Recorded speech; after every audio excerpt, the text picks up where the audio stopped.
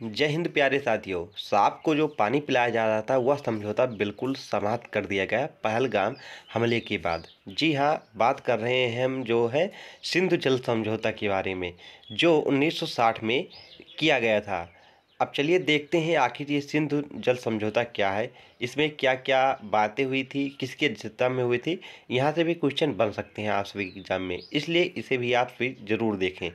बात करें सिंधु जल समझौता, यह संधि जो है 1960 ईस्वी में 9 सितंबर को हुई थी। इसमें भारत के प्रधानमंत्री जो थे जवाहरलाल नेहरू जी और पाकिस्तान के राष्ट्रपति जो थे अयूब खान के बीच यह हुई थी। किसके जो है मध्यस्थता में हुई थी, किसने कराया था, ये आपसे से अगर पूछा जाएगा तो आप बताएंगे विश्व बैंक ने। किसने कराया था?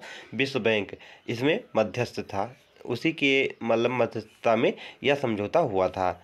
इसमें क्या क्या बातें हुई थी? तो इस संधि के तहत जो है 6 नदियों को 2 हिस्सों में बांटा गया था। कितनी नदियों को? 6 नदियों को बांटा गया था, जिसमें से पूर्वी नदियाँ थी और एक पश्चिमी नदियाँ थी। पूर्वी नदियाँ जो थी उसमें ब्यास नदी आती थी, रावी नदी आती थी और सतलज नदी आती थी। ये नदियाँ जो 3 थी इसे भारत को पूरी तरह मिली, मतलब भारत को ये पूरी तरह मिल गई हैं।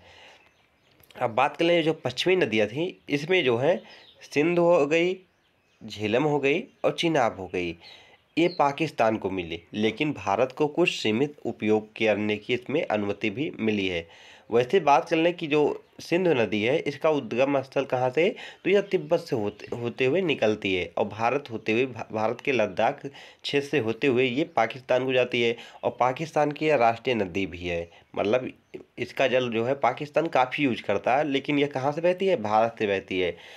तो अगर भारत चाहेगा तो ये इस नदी का जल रोक सकता है, इसलिए को दोनों देशों के बीच कोई विवाद ना हो, इसलिए यह सिंधु जल समझौता हुआ था। लेकिन अब पहलगाम जो हमला हुआ है उसके बाद भारत सरकार ने सिंधु जल समझौता तोड़ने की बात की है। तो आप सभी को पता होना चाहिए कि आखिर सिंधु जल समझौता क्या था।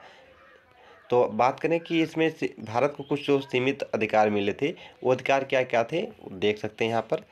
वो अधिकार थे कि इन पश्चिमी नदियों से भारत जो है सिंचाई, बिजली उत्पादन और कुछ गैर खपत कार्य कर सकता है। मतलब क्या क्या भारत इससे कर सकता था?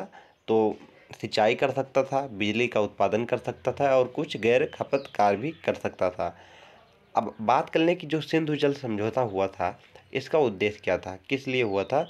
तो भारत और पाकिस्तान के बीच जो है जल विवाद को शांति से हल करने के लिए ही यह सिंधु जल समझौता हुआ था।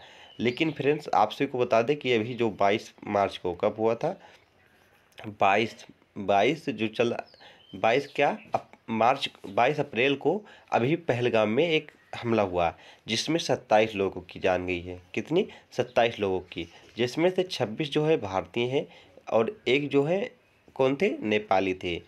यहाँ पर क्या हुआ, यहाँ पर पाकिस्तान की कुछ आतंकवादी आए और उन्होंने यहाँ पर धर्म पूछकर गोली मारी।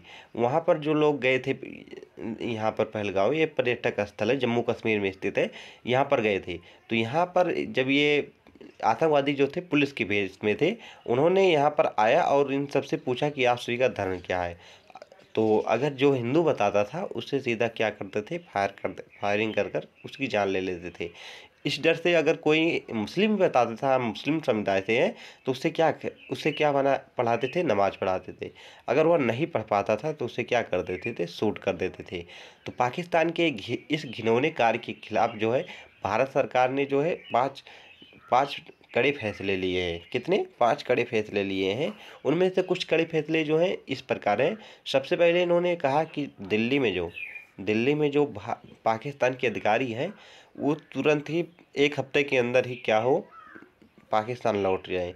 उनका उच्चायोग यहाँ पर बंद हो गया है। दूसरा जो लिया है उसमें बताया गया है कि सिंधु जल समझौता अब नहीं चलेगा, मतलब 1960 में जो यह सिंधु जल समझौता हुआ है इसे अब भारत सरकार नहीं मानेगी। तीसरा बताया गया है कि जो अटारी बाघ जो बॉर्डर था इसे भारत ने क्या किया है? बंद कर दिया। चौथा यह बताया गया है कि पाकिस्तान को अब वीज़ा नहीं मिलेगा, मतलब पाकिस्तान का कोई भी नागरिक अब भारत नहीं आ सकेगा, ऐसा इसमें बताया गया है। और और यह बताएगा कि जो पाकिस्तान के नागरिक हैं वो 48 घंटे के अंदर पाकिस्तान भारत छोड़कर लौट जाएं। ये कुछ कड़े फैसले थे भारत सरकार के पाकिस्तान के खिलाफ। आपसे को ये फैसले किस प्रकार लगे हैं कमेंट बॉक्स में ज़रूर बताइएगा। अगर वीडियो पसंद आया है तो जय हिंद कमेंट बॉक्स में बोलकर ज़रूर जाइएगा। Thank for watching this video. चलिए मिलते हैं हम नेक्स्ट वीडियो में।